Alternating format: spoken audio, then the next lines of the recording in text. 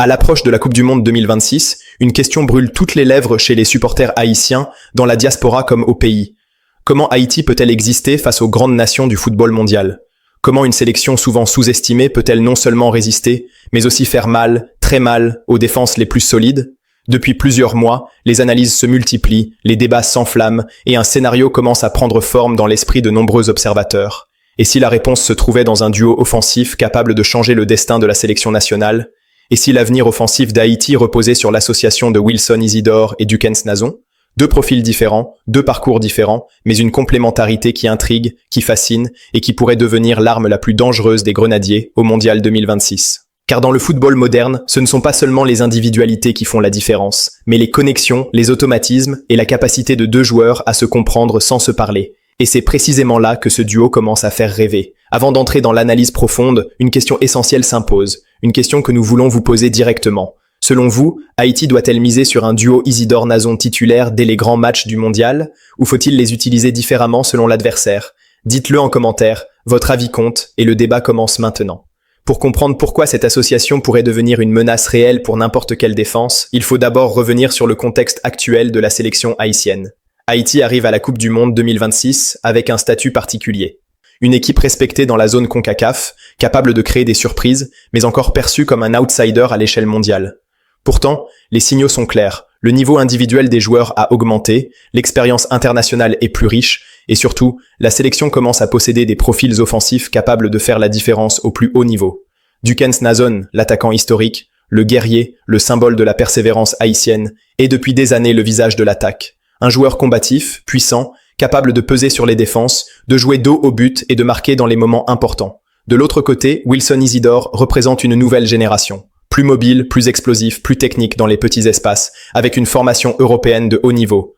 Un joueur habitué aux défenses compactes, aux matchs à haute intensité et aux exigences du football moderne. Séparément, ces deux joueurs sont déjà dangereux. Mais ensemble, ils posent une question tactique majeure aux adversaires. Comment défendre face à un duo qui combine puissance physique et vitesse, jeu d'eau au but et appel en profondeur, expérience internationale et fraîcheur tactique? C'est ici que le suspense commence réellement, car sur le papier, cette association semble idéale, mais dans la réalité du terrain, tout dépend de l'équilibre, du système de jeu et de l'intelligence collective. Dukens Nazon est un attaquant qui aime attirer les défenseurs, créer des duels, user physiquement ses adversaires. Il libère des espaces sans forcément toucher le ballon à chaque action. Wilson Isidore, lui, excelle dans l'attaque de ces espaces. Il sait se projeter rapidement, attaquer le dos de la défense, profiter de la moindre hésitation. Imaginez une défense brésilienne, écossaise ou africaine confrontée à ce dilemme. Sortir sur Nazon et laisser Isidore partir dans le dos, ou rester bas et offrir à Nazon le temps de jouer et de combiner. C'est exactement ce type de problème que les grandes équipes redoutent. Mais le plus intéressant n'est pas seulement leur complémentarité offensive. C'est l'impact psychologique de ce duo. Dans une Coupe du Monde, la peur joue un rôle énorme. Quand une défense sait qu'elle doit gérer non pas un, mais deux dangers permanents, la concentration baisse, les erreurs apparaissent. Et Haïti, historiquement, a toujours été une équipe capable de profiter des erreurs adverses. Le duo Isidore-Nazon pourrait donc devenir un déclencheur de chaos défensif. Mais attention, rien n'est automatique. Pour que cette association fonctionne, il faut une organisation claire. Il faut un milieu capable de les alimenter, des ailes actives, et surtout une discipline tactique irréprochable, car aligner deux attaquants ne suffit pas. Il faut savoir quand presser, quand décrocher, quand temporiser. Et c'est là que l'expérience de Nazon devient précieuse. Il sait gérer les temps faibles, calmer le jeu, obtenir des fautes, soulager le bloc équipe. Isidore, lui, apporte cette capacité à accélérer brutalement le jeu, à transformer une situation neutre en occasion franche en quelques secondes. Ensemble, ils offrent à Haïti deux rythmes différents, deux lectures du jeu, deux manières d'attaquer une défense. Et c'est précisément ce mélange qui peut briser des blocs réputés solides. Mais une question demeure en suspens et elle est cruciale. Est-ce que ce duo doit être utilisé comme arme principale dès le début des matchs ou comme une solution stratégique en cours de jeu pour surprendre l'adversaire? Les grandes nations analysent tout. Elles préparent leur plan à l'avance. Mais elles ont plus de mal à s'adapter quand une équipe change soudainement de visage offensif. Et Haïti pourrait jouer cette carte. Commencer avec un seul des deux, puis lancer le duo au moment clé. Ou au contraire, imposer immédiatement cette pression dès les premières minutes pour envoyer un message fort. Le suspense est là, car le choix tactique influencera directement les résultats. Une chose est sûre, si Haïti parvient à créer des automatismes solides entre Isidore et Nazon avant le mondial, cette association deviendra l'un des sujets les plus analysés par les adversaires. Et quand une équipe commence à être étudiée avec autant d'attention, c'est souvent le signe qu'elle est devenue dangereuse. La Coupe du Monde 2026 pourrait donc être le théâtre d'une nouvelle histoire pour la sélection haïtienne. Une histoire où deux attaquants, aux profils différents mais complémentaires, unissent leurs forces pour défier les géants du football mondial. Mais pour que ce rêve devienne réalité, il faudra plus que du talent. Il faudra du travail, de la discipline, une vision claire et un courage tactique. Car oser aligner un duo offensif face aux grandes nations, c'est envoyer un message fort. C'est dire que Haïti ne vient pas seulement pour défendre, mais pour jouer, pour attaquer et pour marquer. Et c'est précisément ce message qui peut changer le regard du monde sur cette sélection. La question reste ouverte. Le duo Isidore-Nazon est-il la clé d'un exploit historique pour Haïti à la Coupe du Monde 2026, ou un pari trop risqué face aux meilleures défenses du monde? La réponse commence à se dessiner, mais elle dépendra des choix du sélectionneur, de la préparation et surtout de la capacité de ces deux hommes à écrire ensemble une nouvelle page du football haïtien. Et ce n'est que le début de l'analyse. Si la première partie a posé les bases du rêve, cette deuxième partie entre dans la zone la plus dangereuse pour les adversaires d'Haïti, celle où l'idée devient stratégie. Celle où le duo Wilson-Isidore-Dukens-Nazon cesse d'être une simple hypothèse pour devenir une arme réelle, concrète, capable de bouleverser l'ordre établi à la Coupe du Monde 2026. Car le football de haut niveau ne pardonne pas l'improvisation. Tout doit être pensé, calculé, anticipé. Et si Haïti veut surprendre, elle doit comprendre comment exploiter ce duo dans différentes configurations de match. Face à des blocs bas, face à des équipes dominantes, face à des nations physiques ou techniques. C'est ici que la complémentarité Isidore-Nazon prend tout son sens. Prenons un scénario précis. Haïti affronte une grande nation qui monopolise le ballon, comme le Brésil. Dans ce type de match, Haïti ne verra pas beaucoup le ballon. Les occasions seront rares. Chaque transition comptera. Et c'est précisément là que le duo peut faire mal. Dukens-Nazon devient le point d'ancrage. Il résiste au pressing, protège le ballon, attire deux défenseurs. Pendant ce temps, Wilson-Isidore attaque la profondeur avec intelligence. Un seul ballon bien joué peut suffire. Une seule hésitation dans la ligne défensive peut être fatale. Et dans une Coupe du Monde, une seule action peut changer l'histoire d'un pays. Mais imaginons maintenant un autre scénario. Haïti affronte une équipe réputée moins dominante, mais très organisée défensivement, comme l'Écosse ou certaines nations européennes disciplinées. Ici, le danger est différent. Ce ne sont pas les espaces dans le dos, mais les blocs compacts, les lignes serrées. Et encore une fois, le duo devient essentiel. Nazon use la défense, multiplie les duels, fatigue les centraux. Isidore, lui, décroche, combine, provoque des déséquilibres. L'un étire la défense verticalement, l'autre la désorganise horizontalement. C'est un poison lent, mais efficace. Les défenses qui tiennent 60 minutes commencent à craquer mentalement. Une faute inutile. Un mauvais alignement. Un ballon mal dégagé. Et Haïti peut frapper. Mais attention, ce duo n'est pas seulement offensif, il influence toute l'équipe. Quand deux attaquants travaillent ensemble intelligemment, le bloc équipe respire mieux. Les milieux montent plus sereinement. Les défenseurs savent qu'ils peuvent jouer long si nécessaire. La pression adverse est moins constante. Et cela change complètement la physionomie d'un match. Haïti n'est plus acculée, elle devient menaçante. Et dans une compétition comme la Coupe du Monde, être menaçant suffit parfois à inverser le rapport de force. Mais là où le suspense atteint son sommet, c'est dans la gestion humaine de ce duo. Car associer deux attaquants de caractère n'est jamais simple.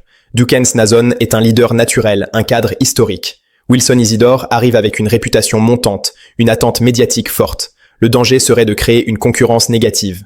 Mais si le staff réussit à transformer cette concurrence en complémentarité, alors Haïti tiendra quelque chose de rare. Deux attaquants qui ne jouent pas l'un contre l'autre, mais l'un pour l'autre. Et c'est souvent dans ces dynamiques que naissent les grandes surprises. La Coupe du Monde regorge d'exemples. Des duos sous-estimés qui ont marqué l'histoire parce qu'ils jouaient juste, simple, efficace. Haïti peut s'inscrire dans cette tradition. Mais pour cela, il faudra aussi accepter les sacrifices. Isidore devra parfois défendre, presser, fermer les lignes de passe. Nazon devra parfois renoncer à marquer pour libérer un espace décisif. Et c'est là que se joue la maturité d'une équipe, la capacité à penser collectif avant individuel. Si ce cap était franchi, alors ce duo peut devenir un symbole. Pas seulement une solution tactique, mais une identité. Et cette identité peut déstabiliser des adversaires mieux armés techniquement. Car le football n'est pas qu'une question de talent, c'est aussi une question de conviction. Et Haïti, avec ce duo, peut envoyer un message clair. Nous ne sommes pas là pour subir, nous sommes là pour jouer notre chance. Mais une autre question surgit, plus profonde encore. Que se passe-t-il si ce duo fonctionne dès les premiers matchs? Que se passe-t-il si Haïti marque, surprend, résiste, voire gagne? La perception mondiale change instantanément. Les analystes réévaluent. Les adversaires doutent. Et Haïti entre dans une autre dimension. Celle où chaque match devient une bataille mentale autant que tactique. Et dans ces batailles, avoir deux attaquants capables de faire basculer un match est un avantage immense. Mais le danger est aussi là. Plus ce duo sera efficace, plus il sera ciblé. Marquage renforcé. Fautes répétées. Pression psychologique. Et c'est là que la gestion émotionnelle sera cruciale. Nazon, par son expérience, peut aider Isidore à rester lucide. Isidore, par sa fraîcheur, peut aider Nazon à garder l'énergie. Ensemble, ils peuvent s'équilibrer. Mais séparés, ils seraient plus faciles à neutraliser. C'est pourquoi cette association doit être pensée comme un projet global, pas un simple choix ponctuel. Un projet de Coupe du Monde, un projet de nation. Et ce projet pose une dernière question, peut-être la plus importante. Haïti est-elle prête à assumer une ambition offensive au plus haut niveau? Car aligner Isidore et Nazon, c'est faire un choix fort, c'est accepter le risque, mais c'est aussi refuser la peur. Et souvent, dans les grandes compétitions, ceux qui osent écrivaient l'histoire. La Coupe du Monde 2026 approche, les certitudes s'effritent, les outsiders rêvent, et Haïti, avec ce duo, possède une carte rare. Une carte qui, bien utilisée, peut transformer un simple parcours honorable en aventure mémorable. Le suspense reste entier. Le duo Isidore-Nazon sera-t-il la clé d'un exploit ou un potentiel inexploité? La réponse se jouera sur le terrain, minute après minute, action après action. Mais une chose est sûre, le monde du football commence déjà à regarder Haïti autrement. Et ce regard nouveau pourrait être le premier signe que quelque chose est en train de naître.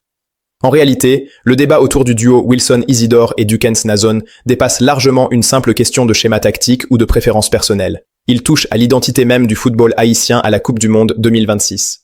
Pendant des années, Haïti a été perçu comme une équipe courageuse, combative, mais limitée face aux grandes nations. Aujourd'hui, pour la première fois depuis longtemps, la sélection dispose de profils capables de poser de vrais problèmes aux défenses internationales. Et c'est précisément là que ce duo devient stratégique, presque symbolique. Isidore n'est pas seulement un attaquant rapide, c'est un joueur moderne, capable d'attaquer les espaces, de forcer les défenses à reculer et de créer des brèches là où il n'y en avait pas. Nazon, lui, représente la mémoire et la force de la sélection. Il connaît les combats difficiles, il sait jouer dos au but, absorber les chocs, peser physiquement et psychologiquement sur une défense pendant 90 minutes. Ensemble, ils offrent à Haïti une palette offensive rare, équilibrée, capable de s'adapter à plusieurs scénarios de match. Face à un bloc bas, Nazon fixe et libère les espaces. Face à une défense haute, Isidore attaque la profondeur et fait mal. Ce n'est pas un hasard si, sur le papier, ce duo semble capable de rivaliser avec des nations plus expérimentées. Mais le football ne se joue pas seulement avec des profils complémentaires, il se joue avec des choix forts. Le véritable défi pour Haïti ne sera pas seulement d'aligner Isidore et Nazon, mais de leur donner un cadre clair, une confiance totale et une liberté contrôlée. Sans cela, leur potentiel restera théorique. Avec cela, ils peuvent devenir une arme redoutable. Dans une Coupe du Monde, il suffit parfois d'un duo bien huilé pour faire basculer un match, créer un choc, renverser une hiérarchie. Et Haïti n'a rien à perdre. Elle n'a pas à jouer petit, ni à subir par peur du score. Elle doit jouer juste, avec audace, intelligence et conviction. Ce duo représente cette audace. Il représente cette possibilité de dire au monde « Haïti ne vient pas seulement participer, elle vient exister ». Mais la question la plus importante reste entière. Haïti est-elle prête à assumer cette ambition? Est-elle prête à faire confiance à cette complémentarité offensive, même face aux grandes nations? Ou choisira-t-elle la prudence au risque de passer à côté de l'histoire? C'est maintenant que le débat commence et c'est vous qui en êtes au cœur. Dites-nous en commentaire, faut-il absolument titulariser le duo Isidore-Nazon à la Coupe du Monde 2026? Est-ce la clé pour créer l'exploit ou un pari trop risqué? Le futur de l'attaque haïtienne se joue peut-être là, et votre avis compte plus que jamais. La réponse se jouera sur le terrain, minute après minute, action après action. Mais une chose est sûre, le monde du football commence déjà à regarder Haïti autrement. Et ce regard nouveau pourrait être le premier signe que quelque chose est en train de naître. Merci d'avoir suivi cette vidéo sur FIFA Foot. Ici, chaque match, chaque joueur, chaque décision sur le terrain raconte une histoire unique, et nous sommes là pour vous la faire découvrir dans ses moindres détails. Nous ne nous contentons pas de montrer des buts ou des actions spectaculaires, nous plongeons au cœur des stratégies, des tactiques et des dynamiques qui font la beauté du football moderne. Que ce soit pour comprendre comment un joueur peut créer l'imprévisible, comment une équipe peut surprendre le monde entier, ou comment un simple détail peut changer le cours d'un match, FIFA Foot est là pour vous apporter cette analyse complète et passionnante. Notre objectif est de vous rapprocher de l'émotion, de l'attention et de la magie qui font vibrer le monde du football.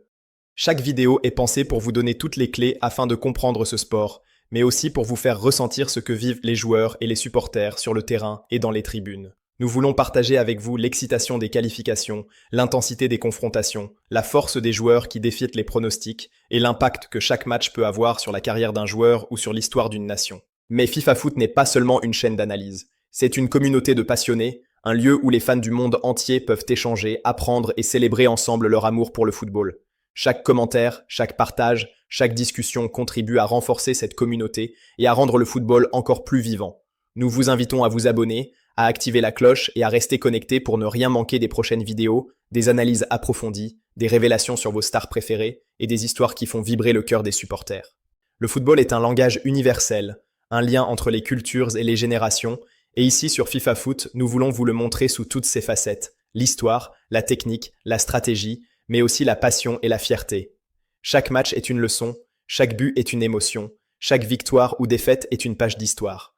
Rejoignez-nous pour continuer à explorer ce monde incroyable, pour comprendre les secrets des équipes et des joueurs, pour vivre les moments qui feront parler le monde entier, et pour célébrer ensemble le sport le plus populaire et le plus fascinant de la planète.